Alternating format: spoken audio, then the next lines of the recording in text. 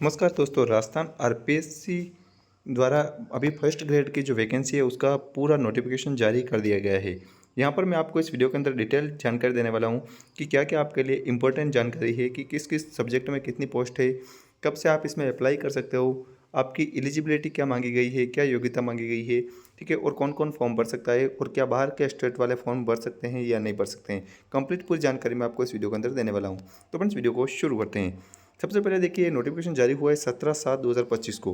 ठीक है, इसमें जो सब्जेक्ट की जो पोस्टें आई है वो हिंदी की जो सब पोस्ट है वो 710 पोस्ट आई है। ठीक है, इंग्लिश की आपके 307 है, संस्कृत के आपके 70 है, राजस्थानी की आपके 6 पोस्ट है, पंजाबी की 6 पोस्ट है, उर्दू की 140 पोस्ट है, हिस्ट्री की 170 पोस्ट है। ठीक है, इसके अलावा पॉलिटिकल साइंस की आप देख लीजिए, यहाँ पर पॉलिटिकल साइंस की आपके 350 पोस्ट है। ठीक है, ज्योग्राफी की आपकी 270 पोस्ट है, इकोनॉमिक्स की आपकी 34 पोस्ट है, सोशियोलॉजी की आपके 22 पोस्ट है, पब्लिक एडमिनिस्ट्रेशन की आपकी 2 पोस्ट है। ठीक है, होम साइंस की आपकी 70 पोस्ट है।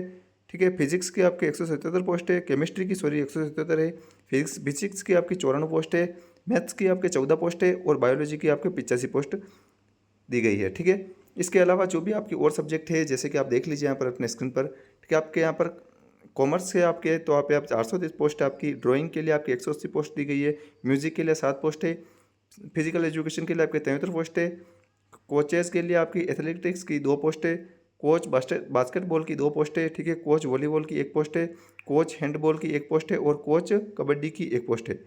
ठीक है, तो यहाँ पर आपको ये पोस्ट दी गई है। टोटल 3225 पोस्ट पर आपकी वैकेंसी आई हुई है।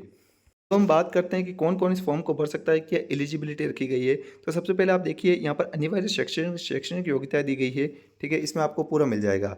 यहाँ पर लिखा हुआ है, उपयुक्त पद क्रम संख्या 1 से 12 तक एवं 14 से 16 तक के लिए पोस्ट ग्रेजुएशन और equivalent examination recognised by UGC in the relevant subject. यानी कि आपने पोस्ट ग्रेजुएशन, यानी कि आपने एमए या कोई भी आपने पोस्ट ग्रेजुएशन कोर्स कर रखा हो, ठीक है, तो आप इस फॉर्म को भर सकते हो। ठीक है, इसके अलावा दी गया है कि आपके post graduation examination recognised by UGC Indian Council of Agriculture Research in home science with degree in diploma in education. ठीक है, और आपके पास बीएड होनी चाहिए। ठीक है, मैं आपको डायरेक्ट ही बता देता हूँ। ठीक है, आपके पास बीएड होनी चाहिए एक तो। ठीक है, आपको क्लियर मेंशन मैं आपको कर देता हूँ, बीएड आपके पास होनी चाहिए।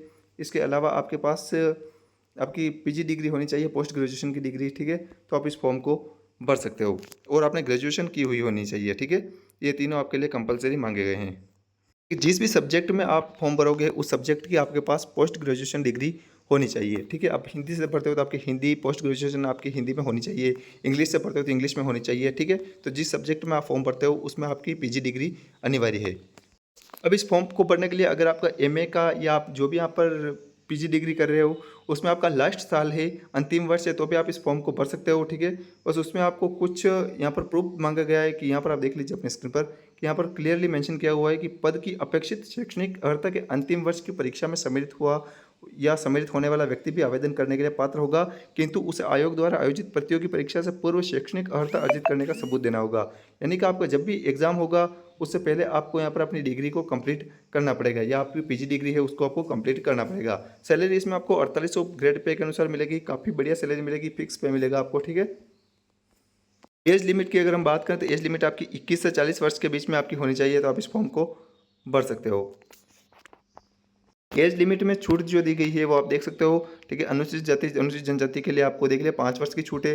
ठीक है, इसके अलावा आप देख लीजिए राजस्थान की अनुसूचित जनजाति के लिए अभी 10 वर्ष की छूट दी गई है।